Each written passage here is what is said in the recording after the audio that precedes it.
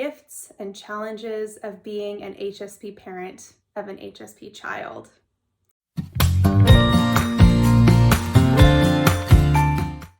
Hey, highly sensitive parent. This is Amy Lajeunesse, the founder and creator of highlysensitiveparenthood.com, which is a website and resource center for highly sensitive and empath parents.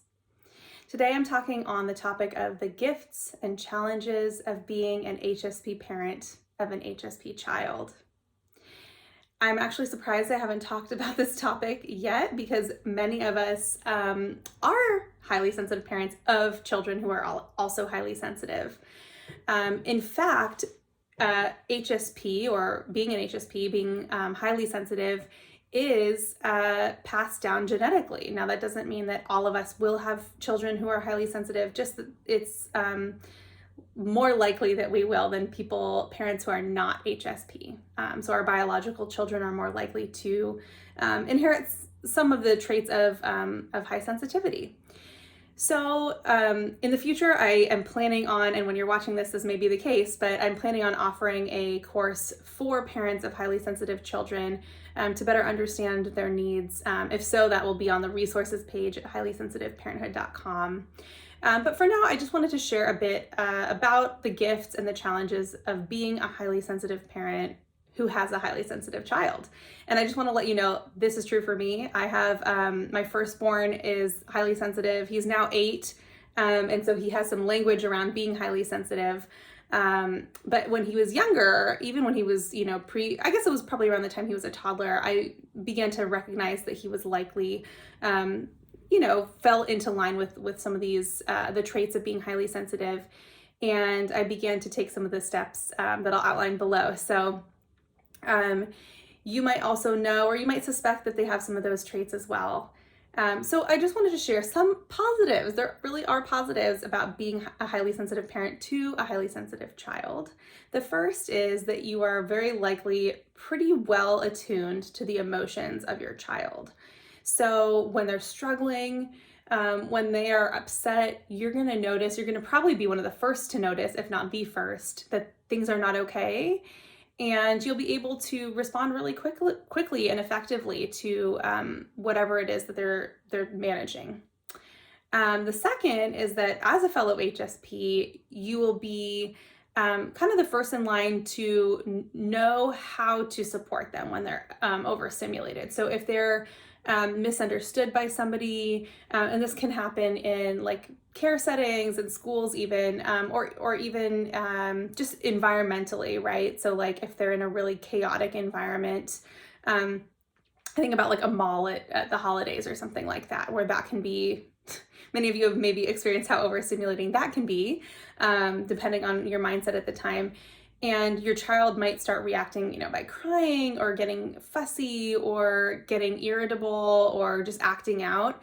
And you're going to be able to notice, okay, they're not okay. Can I take them out of this environment? Can I support them in certain ways? So as an example, I purchased some like noise canceling headphones for my guy when he was, I guess, probably preschool or kindergarten age. When we were in loud environments like an airplane, even if he wasn't listening to music or anything, it just was a way to dampen the noise and to reduce his overstimulation. So because you've experienced some of those things for yourself, you're more likely to notice when your child's also experiencing them. And furthermore, to model ways to manage. So there may be times when you are overwhelmed or overstimulated and you say, I need to take some time. Mommy's going to go lay down, or daddy's going to take a break and step outside, or whatever it is that you do. Especially as your child gets older, they will learn from that and be able to model that and eventually be able to take that quiet time for themselves or take steps to calm themselves down, just as you have showed them how to do by taking care of your own needs. And lastly, another positive is that you'll likely enjoy a really lovely, deep emotional connection with your child. And you may share some interests. A lot of HSPs really revel in sort of the finer things in life, in music and art, in movement, in nature.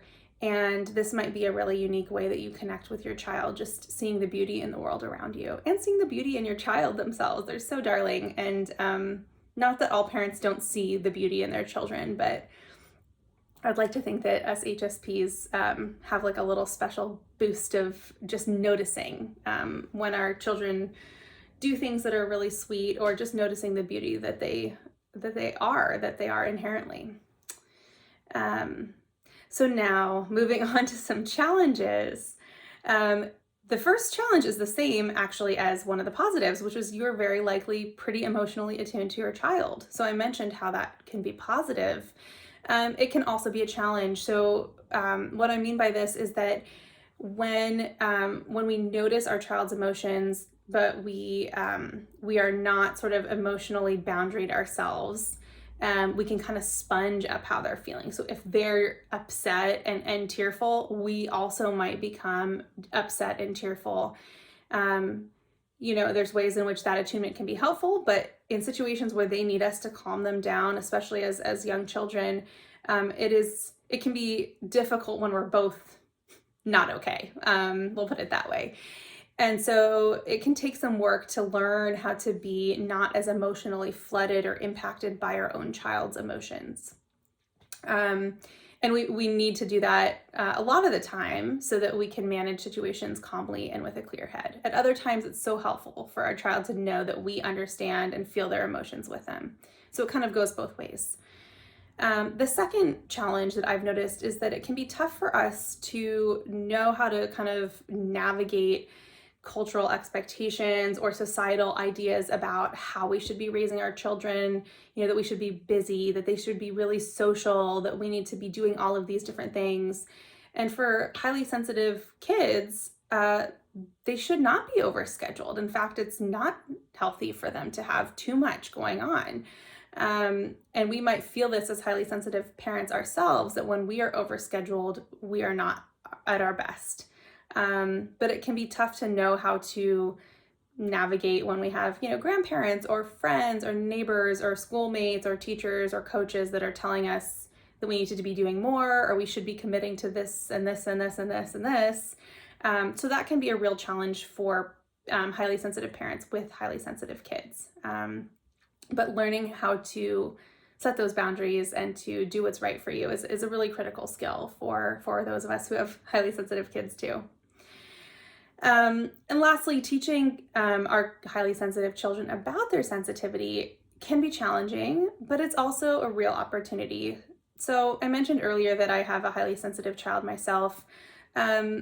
It's possible that they could get teased by their peers, or, like I said, misunderstood by a teacher or a coach or something like that, or just labeled as like too emotional, too sensitive, just different. And so that can be tough to navigate. And it puts us in a really unique position to help our children celebrate their sensitivity and to understand the power in that.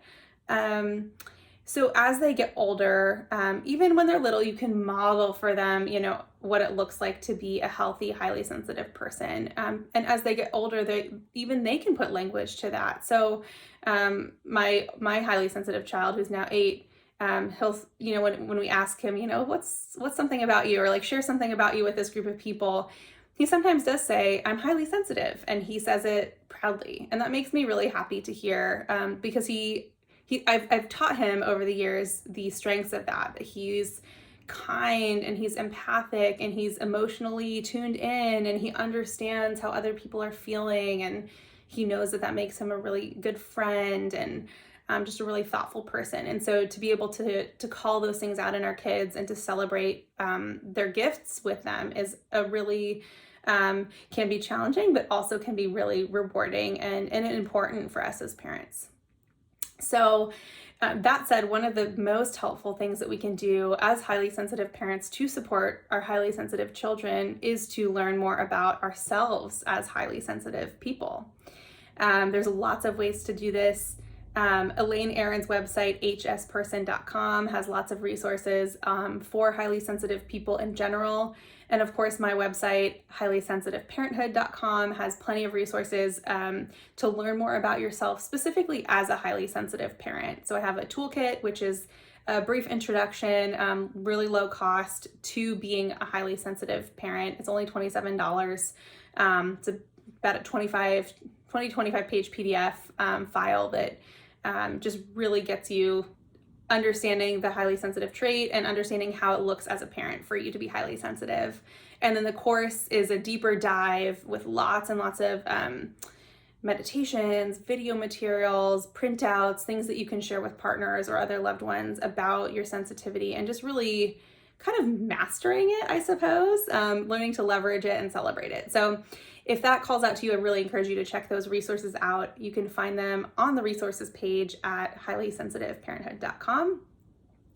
And if you are an HSP parent of an HSP child, I would love for you to share your experiences in the comments section below.